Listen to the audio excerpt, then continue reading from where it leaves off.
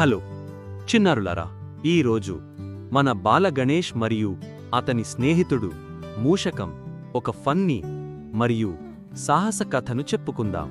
ఇది గమనించండి, ఎందుకంటే ఇందులో మాయా పండ్లు, ఒక ఆలస్యంగా ఉన్న రాక్షసుడు మరియు ఒక భారీ ఏనుగు మూషకం ఉన్నాయి.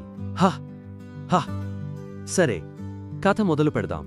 ప్రభూ, నాకు గజకర్ణ పండు తినాలనిపిస్తోంది. అది రుచిగా, తీయగా, కాని అది రాక్షసుల తోటలో ఉంది. ఓహో, మరి నువ్వు దొంగతనం చేయాలనుకుంటున్నావా? హాహాహా, సరే, నేను కూడా వస్తాను. కాని అమ్మకు తెలియకుండా.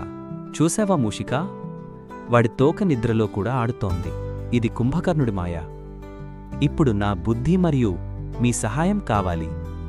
మనం చెవిలో గిలిగింత వేద్దాం. అందరూ చేయండి.